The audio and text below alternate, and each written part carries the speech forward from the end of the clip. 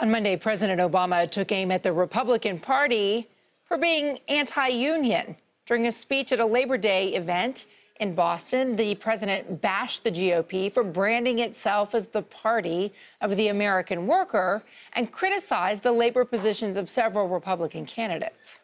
Take a look at some of the folks who want to be their standard bearer in the next election. One candidate, he is bragging about how he destroyed collective bargaining rights in his state and says that busting unions prepares him to fight ISIL. I didn't make that up. That's what he said. Really? While the president never specifically mentioned him by name, there was a clear dig there at the governor of Wisconsin, Scott Walker. And Walker fired back at a campaign stop in New Hampshire. This is an issue where the president's just wrong, and with Hillary Clinton, you're going to get another leader who's basically emboldening or is locked in with the public sector, the big government labor union bosses, and that's not good for people here in New Hampshire. It's not good in Massachusetts. It's not good in Wisconsin or anywhere else across the country. Weekly Standard reporter Michael Warren is in Washington. All right, let's talk a little bit about unions. How influential are they, and do Republicans need their support?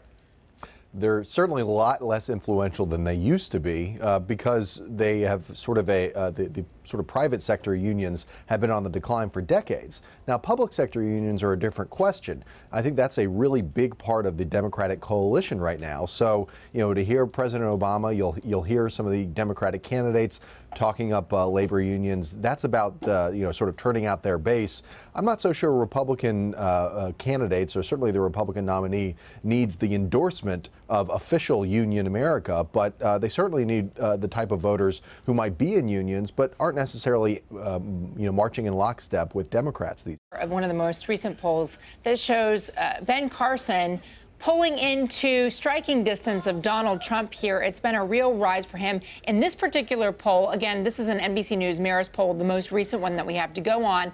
It looks like John Kasich is starting to make some headway as well. In this particular poll, it looks like Donald Trump still has a clear lead here. Talk a little bit about in what areas the candidates are picking up steam. What would make John Kasich now become second and allow Jeb Bush to fall to third place?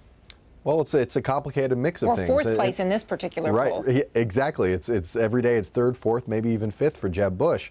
Look, John Kasich really kind of hit everything at the right moment. He got into the race, got a nice boost from his super PAC in New Hampshire.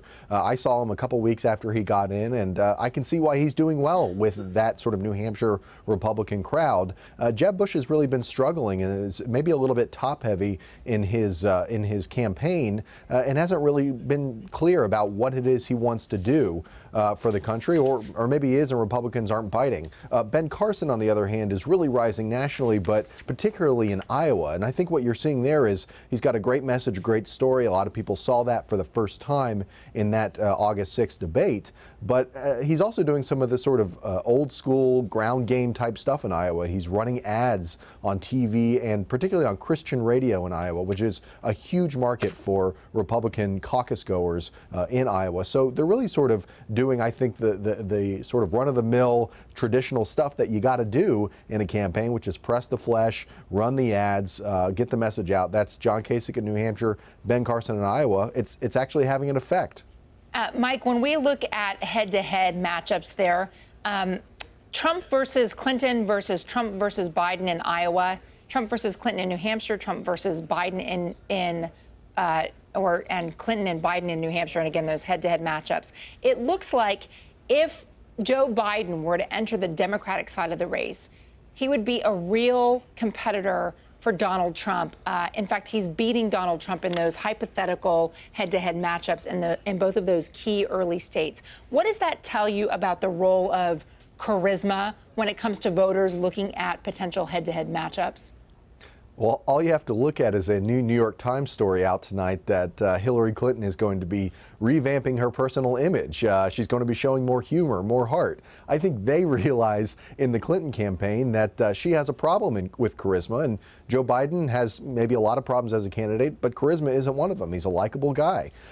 But that being said, you know, not being in the race, not being a candidate, which Joe Biden isn't quite yet, of course, makes him seem a little, you know, brighter in the eyes of Democratic primary voters.